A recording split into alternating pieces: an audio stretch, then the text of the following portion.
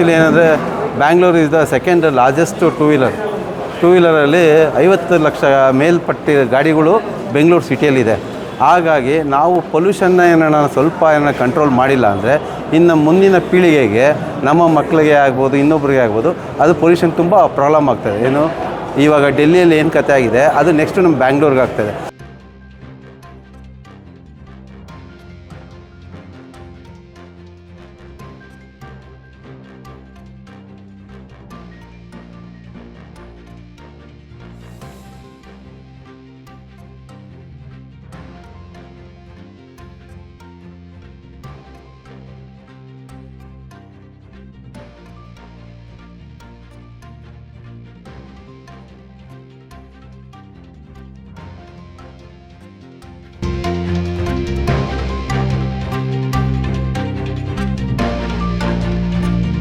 ಒಂದು ಹುಡುಕಿ ಒಳ್ಳೆ ಒಂದು ಟ್ಯಾಲೆಂಟ್ ಇರೋ ಒಂದು ಮೆಕ್ಯಾನಿಕ್ನ ಹುಡುಕಿ ಅವ್ರಿಗೆ ಒಂದು ಟ್ರೈನಿಂಗ್ನ ಕೊಟ್ಟು ಮತ್ತು ಈ ರಾಜ್ಯದಲ್ಲೇ ಪ್ರತಿಯೊಂದು ಜಾಗದಲ್ಲಿಯೂ ಕೂಡ ನಮ್ಮ ಅಸೋಸಿಯೇಷನ್ ಎಲ್ಲೆಲ್ಲಿದೆ, ಪ್ರತಿಯೊಂದು ತಾಲೂಕಲ್ಲಿದೆ, ಹೋಬಳಿ ಮಟ್ಟದಲ್ಲಿದೆ, ಜಿಲ್ಲಾ ಮಟ್ಟದಲ್ಲಿದೆ, ಪ್ರತಿಯೊಂದು ಕಡೆನೂ ಹೋಗಿ ಒಂದು ಟ್ರೈನಿಂಗ್ ಕಾರ್ಯಕ್ರಮಗಳನ್ನು ನಡೆಸ್ಕೊಂಡು ಬರ್ತಾ ಇದೆ ನಮ್ಮ ಅಸೋಸಿಯೇಷನ್ನು. ಇದರಿಂದ ಸುಮಾರು ಅನೇಕ ನಮ್ಮ ಮೆಕ್ಯಾನಿಕ್ ಅಣ್ಣ ತಮ್ಮಂದರಿಗೆ ಇದರಿಂದ ಪ್ರಯೋಜನ ಆಗ್ತಾ ಇದೆ. ಪ್ರತಿಯೊಬ್ಬರು ಮೊದಲು BS6 ಟ್ರೈನಿಂಗ್ ಅಂತಂದರೆ ಭಯ ಪಡುವ ಒಂದು ಮೆಕ್ಯಾನಿಕ್ಕು ಈಗ BS6 ಅಲ್ಲ, ಯಾವುದೇ BS7 ಅಥವಾ BS10 ಬಂದರೂ ಕೂಡ ನಾವು ಒಂದು ಮಾಡ್ತೀವಿ ಅನ್ನೋ ಒಂದು ಹುಮ್ಮಸ್ಸಿನಿಂದ, ಒಂದು ಧೈರ್ಯದಿಂದ ಇವತ್ತು ಕೆಲಸ ಮಾಡಿ ಈ ಒಂದು ಕೆಲಸದಲ್ಲೇ ಮುಂದುವರಿಸ್ತಾ ಇದ್ದಾರೆ.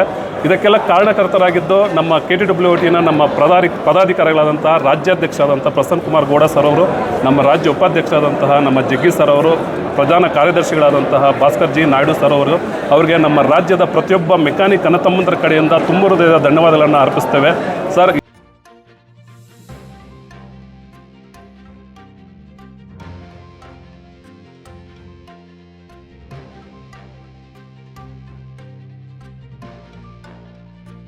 ಈಗ ಪೊಲ್ಯೂಷನ್ ಕಂಟ್ರೋಲ್ಗೆ ಅಂತ ಸರ್ಕಾರ ಮಾಡಿದೆ ಅಷ್ಟೇ ಹೊರತು ಅದನ್ನು ಹೆಂಗೆ ಯಾವ ರೀತಿ ನಾವು ರೆಡಿ ಮಾಡಬೇಕು, ರಿಪೇರಿ ಮಾಡಬೇಕು, ಸೆನ್ಸರ್ಸ್ನ ಹೆಂಗೆ ಚೆಕ್ ಮಾಡಬೇಕು ಅನ್ನೋದು ಟ್ರೈನಿಂಗ್ ಕೊಟ್ಟಿಲ್ಲ ಅಂದಾಗ ಅದರಿಂದ ಭಾಳ ಅನಾಹುತ ಆಗುತ್ತೆ.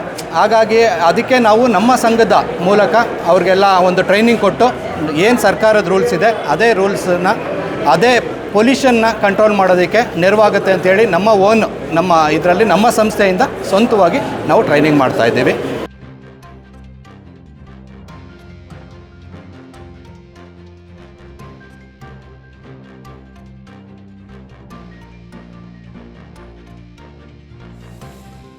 ಒಂದು ಉತ್ತಮವಾಗಿ ನಾವು ನಮ್ಮ KTWOT ಅಂತೇಳಿ ಸಂಸ್ಥೆ ನಡೆಸ್ತಾ ಇದ್ದೀವಿ. ಇದರಿಂದ ಈಗ ಒಂದು ಟೆಕ್ನಿಷಿಯನ್ಗಳಿಗೆ ಆಗೋ ಉಪಯೋಗಗಳೇನು ಸರ್? ಈಗ ಬಂದಿದ್ದಾರೆ, ಈಗ ಮುಂದಿನ ಒಂದು ಅಪ್ಡೇಟ್ ವರ್ಷನ್ಗಳು ಬೇರೆ ಬೇರೆ ಥರ ಹೌದೌದು, ಒಂದೊಂದು ಕಂಪ್ನಿಯಲ್ಲಿ ಒಂದೊಂದು ರೀತಿಯಲ್ಲಿ ಅಪ್ಡೇಟ್ ಮಾಡ್ತಾ ಇದ್ದಾರೆ. ಮತ್ತು ಏನಾಗ್ತದೆ ಬರ್ತಾ ಗಾಡಿಗಳನ್ನು ಸಾಫ್ಟ್ವೇರ್ ಅಂದರೆ ತಂತ್ರಜ್ಞಾನದ ಮುಖಾಂತರ ಗಾಡಿಗಳನ್ನ ಹೊರತರ್ತಾ ಇದ್ದಾರೆ. ಇದರ ಬಗ್ಗೆ ಇವತ್ತು ಇವ್ರಿಗೆ ಏನು ಮಾಹಿತಿ ಕೊಟ್ಟಿದ್ದೀರಾ ಅದ್ರ ಬಗ್ಗೆ ಸರ್? ಇವತ್ತಿಂದು ಮಾಹಿತಿ ಬಂದು BS6 ಅಂತೇಳಿ ನಾವು ಪ್ರೋಗ್ರಾಮ್ ಮಾಡ್ತಾಯಿದ್ದೀವಿ. ಈ BS6ನಲ್ಲಿ ಇವಾಗ ಎಲ್ಲನೂ ಸೆನ್ಸಾರು, ECM, ಇಂಜೆಕ್ಟ್ರು ಅಂತೆಲ್ಲನೂ ಅಪ್ಡೇಟ್ ಮಾಡ್ತಾ ಇದ್ದಾರೆ. ಅದ್ರ ಬಗ್ಗೆ ನಮ್ಮ ಮೆಕ್ಯಾನಿಕ್ಗಳಿಗೆ ಒಂದು ತಿಳುವಳಿಕೆ ಮೂಡಿಸ್ತಾ ಇದ್ದೀವಿ. ಈ ಗಾಡಿಯಲ್ಲಿ BS6 ಗಾಡಿ ಬಂತು ಅಂದರೆ ನಾವು ಯಾವ ಥರ ಇದನ್ನು ಮಾಡಬೇಕು, ಕಸ್ಟಮರ್ಗೆ ನಾವು ಯಾವ ರೀತಿ ಅದನ್ನು ತೊಗೊಂಡು ಅಪ್ಡೇಟ್ ಮಾಡ್ಕೋಬೇಕು, ಕಸ್ಟಮರ್ಗೆ ನಾವು ಯಾವ ರೀತಿ ಇದನ್ನು ನಾವು ತಿಳಿಸಿ ಹೇಳಬೇಕು. ಫಸ್ಟು ನಾವು ಇದ್ರ ಬಗ್ಗೆ ಟ್ರೈನಿಂಗ್ ತೊಗೋಬೇಕು.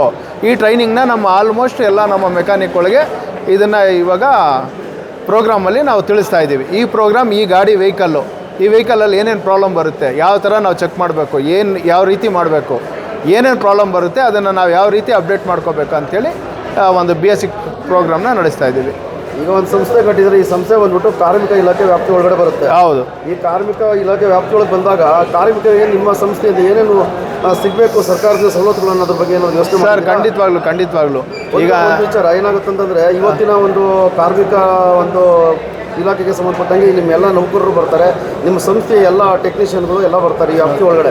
ಆ ವ್ಯಾಪ್ತಿ ಒಳಗೆ ಬಂದಾಗ ಸರ್ಕಾರದ ಎಲ್ಲ ಸವಲತ್ತುಗಳು ಮತ್ತು ಕಾರ್ಮಿಕರಿಗೆ ಸಿಗುವಂಥ ಎಲ್ಲ ಸವಲತ್ತುಗಳು ಸಿಗಬೇಕು. ಆದರೆ ಆ ಸವಲತ್ತುಗಳು ಸಿಗೋ ರೀತಿ ನಿಮ್ಮ ಸಂಸ್ಥೆ ಯಾವ ರೀತಿ ಕ್ರಮ ಕೈಗೊಂಡಿದ್ದೀರಾ ಸರ್? ಇದನ್ನು ನಾವು ಸಂತೋಷ್ ಲಾಡ್ ಅವ್ರಿಗೆ ಸುಮಾರು ಒಂದು 10 ವರ್ಷದ ಮುಂಚೆನೇ ನಾವು ನಮ್ಮ ಮನವಿ ಪತ್ರ ಎಲ್ಲ ಕೊಟ್ಟು ಇದನ್ನು ಗೌರ್ಮೆಂಟ್ ಲೆವೆಲ್ಗೆಲ್ಲ ತೊಗೊಂಡೋಗಿ ಇವತ್ತು ಕಾರ್ಮಿಕ ಇಲಾಖೆ ನಮ್ಮದು ಅಂಬೇಡ್ಕರ್ ಸಹಾಯ ಹಸ್ತ ಯೋಜನೆ ಅಂತೇಳಿ ಸ್ಮಾರ್ಟ್ ಕಾರ್ಡ್ ಬಿಟ್ಟಿದ್ರು. ಆ ಸ್ಮಾರ್ಟ್ ಕಾರ್ಡಲ್ಲೇ ಕೂಡ ಇವತ್ತು ನಮ್ಮ ಒಂದು ಮೆಕ್ಯಾನಿಕ್ ಒಳಗೆ ಒಂದು ಸ್ಮಾರ್ಟ್ ಕಾರ್ಡ್ ಆಗಲಿ, ಒಂದು ESI ಆಗಲಿ, ಒಂದು ಈ ಆಕ್ಸಿಡೆಂಟ್ ಆಗಿ ಅವ್ರದ್ದು ಏನೋ ಒಂದು ಅಮೌಂಟ್ ಬರೋವಂಥದ್ದೆಲ್ಲ ನಾವು ಇವಾಗೆಲ್ಲ ಮನವಿ ಪತ್ರ ಕೊಟ್ಟೆಲ್ಲ ರೆಡಿ ಮಾಡಿದ್ದೀವಿ. ಸಂತೋಷ್ ಲಾಡು ಅವರು ಕೂಡ ಇವತ್ತು ನಮ್ಮ ಆ ಸಂಸ್ಥೆಗೆ ನೆರವಾಗಿದ್ದಾರೆ. ಮತ್ತು ಇದು ಸರ್ಕಾರನೂ ಕೂಡ ನಮಗೆ ತುಂಬ ಹೆಲ್ಪ್ ನೇಚರ್ ಮಾಡ್ತಾರೆ. ಏನಂತಂದರೆ ಇವತ್ತು